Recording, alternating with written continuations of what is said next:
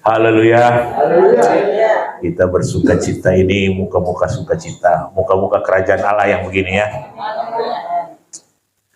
Puji Tuhan. Haleluya.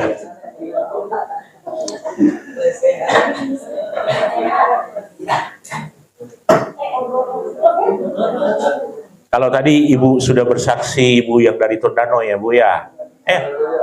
Ya saya juga dari Tondano gitu. Puji Tuhan ya. Biasanya orang Pantai Costa kalau dari Manado dia nggak pernah cari battle gitu, selalu Pantai Costa gitu. Nggak pernah gitu.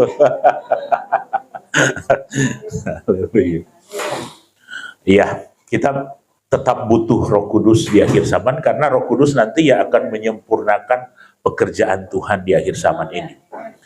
Ya, ada 3 pekerjaan yang harus digenapi oleh gereja Tuhan dengan pertolongan Roh Kudus di akhir zaman. Dan orang percaya harus masuk di dalamnya, harus terlibat di dalamnya, harus ada di dalamnya, harus berkarya di dalamnya. Yang pertama adalah kita itu adalah tubuh Kristus secara global. Secara global, secara keseluruhannya. Jadi kalau ada gereja sekarang yang besar-besar saya lihat ya, kemudian menyombongkan diri. Oh, saya sudah bangun gereja di sana sekian banyak. Saya sudah bangun di luar negeri sekian banyak. Saya sudah bangun di sini, di sini, di sini, di sini, di sini, di sini. Akhirnya membangun kerajaan Allah sendiri. Ya, membangun kerajaan Allah diri sendiri. Begitu kan? Itu pasti akan diluruskan oleh Tuhan. Nah, gereja yang benar di akhir zaman adalah gereja yang kalau lihat anak Tuhan yang ada di sebelah sana, mari kita berkata bahwa dia adalah anak Tuhan, dia adalah gereja Tuhan, mari kita tolong-menolong, mari kita bahu-membahu. Amin? Nah, itu gereja Tuhan yang benar. Nah, oleh sebab itu, gereja Tuhan yang benar dituntun oleh Roh Kudus, nanti dia akan memiliki pemikiran bahwa kita itu satu tubuh secara global, secara umum, ya. Kemudian ada pekerjaan Tuhan yang harus kita lakukan lagi, menggenapi Yesus datang pada kali yang kedua, yaitu Great Commission, ya, yaitu amanat agung. Itu amanat agung. Kemudian di dalam amanat agung itu ada dikatakan bahwa gereja Tuhan harus mengajar. Amin. Ya, baptislah mereka, tangkap mereka, tapi juga diajar. Nah, itu pendewasaan. Siapa yang harus mendewasakan? Orang-orang yang percaya di dalam Kristus Yesus yang penuh Roh Kudus yang akan mengajar orang-orang itu. Jadi tugas kita. Haleluya. Nah, saudara, Alkitab berkata bahwa Allah itu jauh katanya. Tuhan itu tidak terhampiri oleh tangan manusia. Tetapi oleh pujian penyembahan, Yesus itu, Roh Kudus itu ada di tengah-tengah kita. Amin. Ya, siapa yang bisa mencapai hadirat Tuhan Yesus Kristus? Dia jauh sekali, saudara. Alkitab berkata, dia tidak terhampiri oleh tangan manusia. Tetapi pujian penyembahan menarik hadirat Tuhan untuk ada beserta dengan kita. Oleh sebab itu ada lagu yang sering kali kita nyanyikan kan? Sembah dan puji nuhi tahtamu. Tapi dalam bahasa Inggris, and as we worship build your throne. Ketika kita menyembah dia, build your throne. Jadi membangun tahta. Membangun takhta bagi Tuhan. Jadi orang percaya itu pada saat dia menyanyi, dia memuji nama Tuhan, Tuhan yang jauh itu jadi dekat. Amin. Tuhan yang jauh itu jadi dekat. Roh Kudus yang seolah-olah jauh jadi dekat. Karena apa? Roh Kudus, Yesus dan Bapa selalu bekerja bersama-sama, saudara-saudara ya. Ya, dia adalah 3 yang satu yang selalu ada bersama dengan orang-orang yang percaya ya. And as we worship, build your throne. Ketika kita menyembah, membangun takhta. Dekat sekali dia. Itu orang percaya. Ya, oleh sebab itu juga kita harus meyakini Roh Kudus ingin bergaul dengan anak-anak Tuhan. Oleh sebab itu saat ini kita akan melihat satu judul, berdiam untuk mendengar dengan jelas suara Roh Kudus. Saudara ingin mendengar suara Roh Kudus? Amin. Kalau ingin mendengar berarti Roh Kudus harus berbicara dong. Mari kita baca ya, kita baca di dalam Wahyu. Ya, kita membaca dalam kitab Wahyu ya. Kita baca di dalam kitab Wahyu. Kita mau dengar suara Tuhan, kita harus baca kitab Wahyu pasal yang kedua ya. Wahyu pasal yang kedua.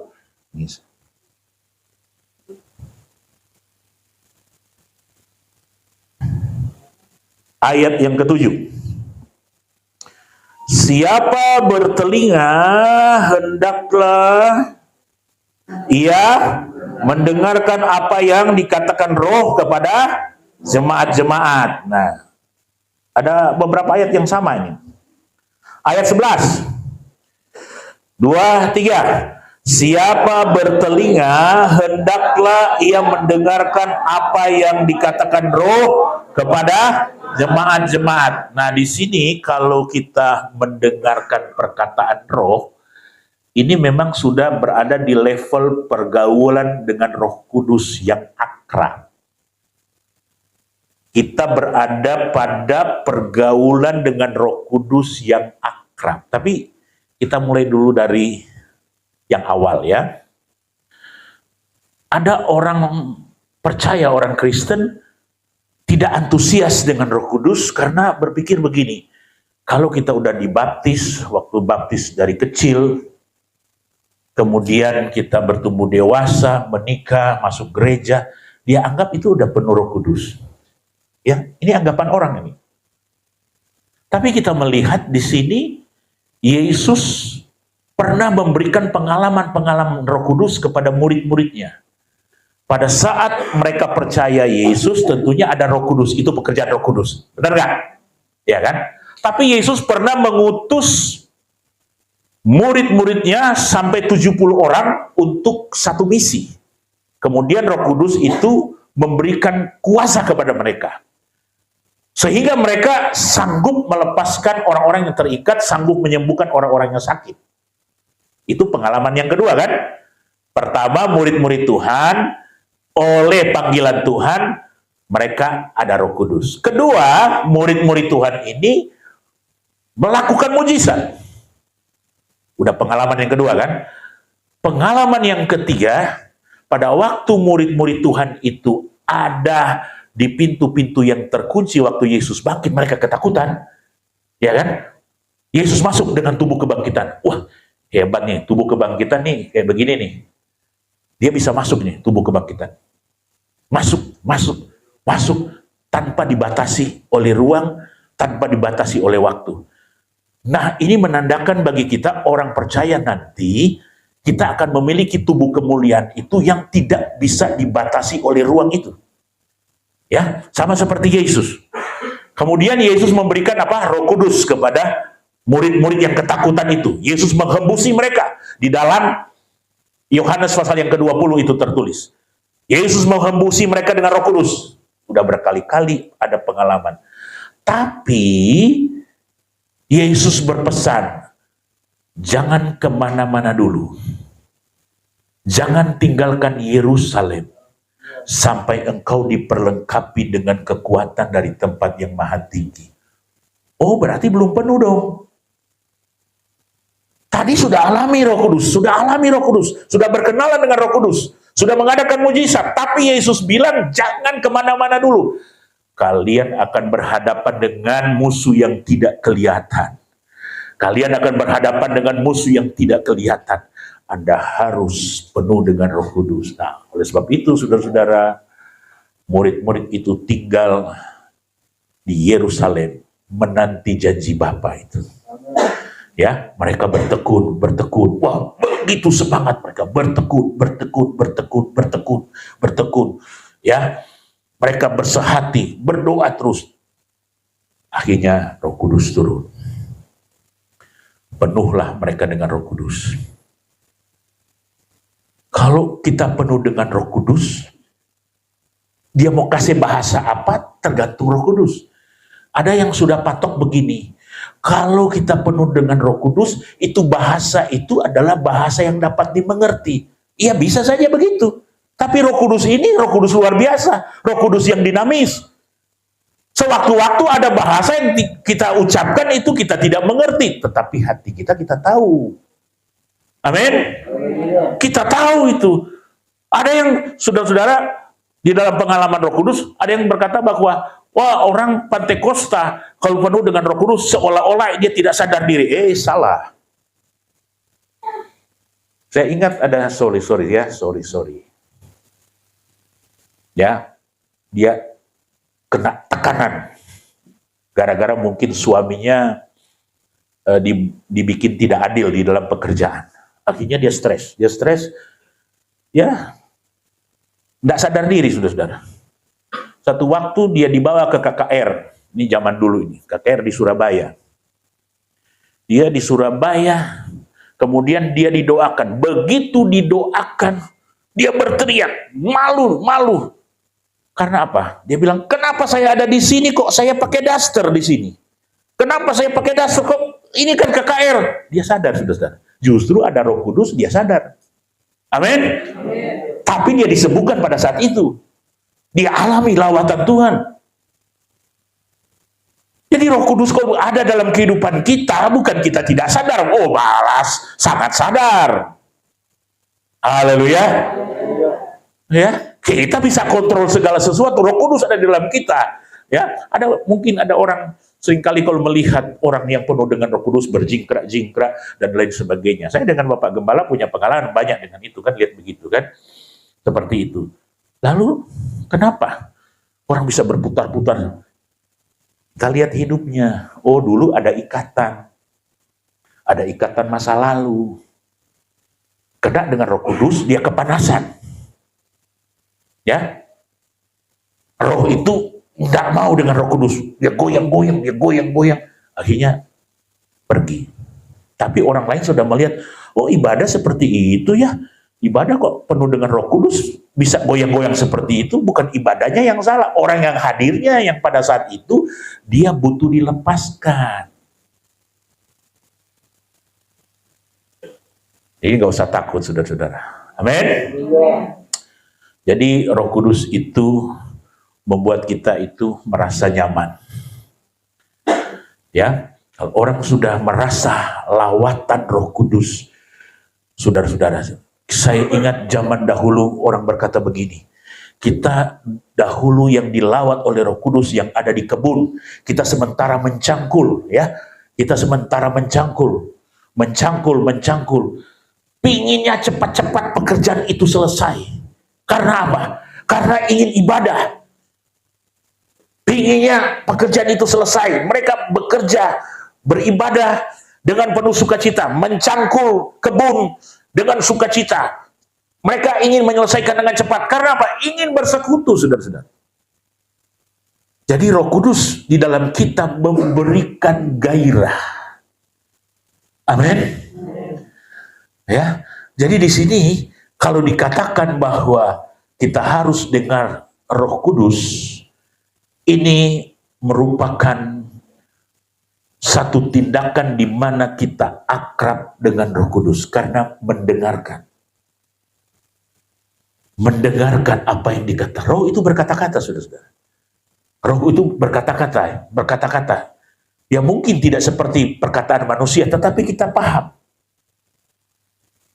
Saya punya pengalaman seperti itu.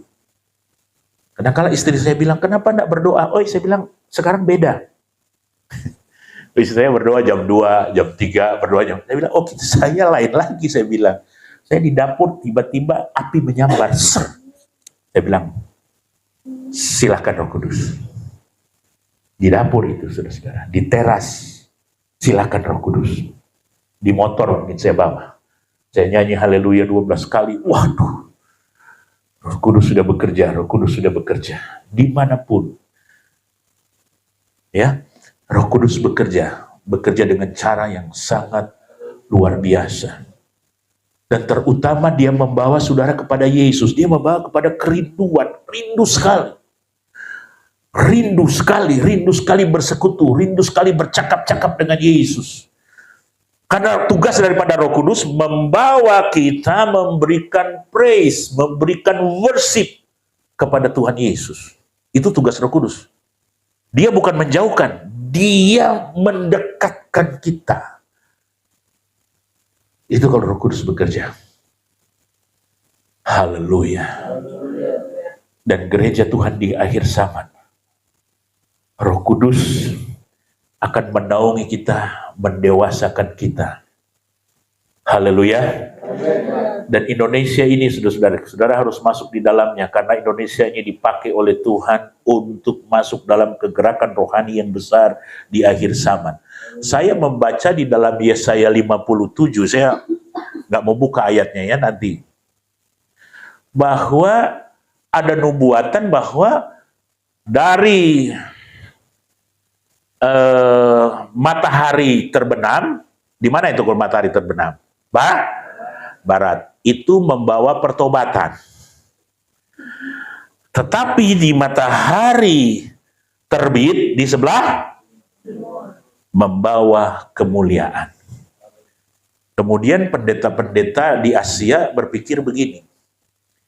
Dulu di barat itu ada John Wesley, ada Billy Graham, ada Morris Cerullo, membawa pertobatan kepada orang-orang. Amin. Ya, membawa orang-orang bertobat dengan berita-berita. Ya, membawa pertobatan, saudara-saudara, di Inggris, di Amerika, membawa pertobatan. Tapi di akhir zaman, orang yang dari timur membawa kemuliaan. Luar biasa. Amin. Haleluya. Nah, kita lihat ini perang di Iran sana, saudara-saudara. Ya, apa tidak membawa kemuliaan? Di dalam Yeremia pasal yang ke-49 itu ada nubuatan firman Tuhan yang berkata, aku akan mematahkan busur Elam. Elam itu kalau dilihat di dalam peta, ya itu adalah Persia kuno. Nah, Persia itu Iran. Alkitab bilang dia punya busur, gua patahin dah. Busur itu adalah pelontar anak panah. Jadi busur itu pelontar anak panah kan? Kalau sekarang diterjemahkan itu orang bilang rudal. Nah, rudal itu kan ada peluncurnya. Nah, peluncurnya kan itu berkaitan dengan apa? Dengan sistem, dengan internet, dengan perintah. Perintah siapa? Perintah petinggi. Tembak, dia tembak. Luncurkan 1000 rudal, dia luncurkan. Tetapi sekarang perintahnya udah mati. Benar nggak? Tapi di situ dibilang begini, di dalam Yeremia 49, aku akan memulihkan Elam. Waduh, berarti di Iran sana akan ada terjadi kegerakan rohani yang besar. Aku akan mendirikan takhtaku di sana. Waduh. Saudara, ini bagian timur ini. Timur, kita di sini, timur. Roh Kudus akan bekerja, Roh Kudus akan bekerja, Roh Kudus akan bekerja. Dengan cara yang sangat luar biasa. Untuk apa? Mendatangkan kemuliaan. Haleluya. Tetapi saat ini kalau diberikan judul, mendengarkan suara Tuhan, berarti kita harus memiliki kepekaan. Nah, orang yang memiliki kepekaan dengan Roh Kudus adalah orang yang bergaul. Dia bergaul dengan Roh Kudus. Dia bergaul. Alkitab berkata begini, si Abraham pernah disebut, Abraham itu sahabat Allah. Wah, ada 2 tokoh Alkitab yang berkata Abraham itu sahabat Allah. Kalau sahabat, saudara-saudara, dia bergaul. Nah, saudara dan saya yakin kita adalah sahabat Allah karena kita bergaul dengan Tuhan. Amin. Kita bergaul dengan Roh Kudus. Kita mendengarkan suara Roh Kudus. Karena dia yang akan berkata-kata, dia yang akan menyampaikan sesuatu. Roh Kudus yang akan menyampaikan sesuatu, saudara-saudara. Yesus ada di sorga, tetapi rohnya yang bekerja. Roh Yesus yang bekerja. Roh Yesus yang bekerja, Roh Kudus yang bekerja, supaya kita semakin hari semakin bergaul dengan Dia. Haleluya. Ya, semakin bergaul dengan Dia, semakin kita bergaul dengan Dia. Mari kita rindukan itu, mari kita rindukan, mari kita rindukan. Dia akan bekerja di sini, Dia akan memenuhi saudara dan saya. Kalau Dia memenuhi saudara dan saya saat malam hari ini, saudara akan merasa tenang, saudara akan merasa sukacita. Jangan takut. Kita sadar kok, kita kalau dipenuhkan dengan Roh Kudus, kita sadar. Sesadar-sadarnya, paling sadar kalau kita dipenuhkan dengan Roh Kudus. Haleluya. Saya undang pemain musik. Haleluya.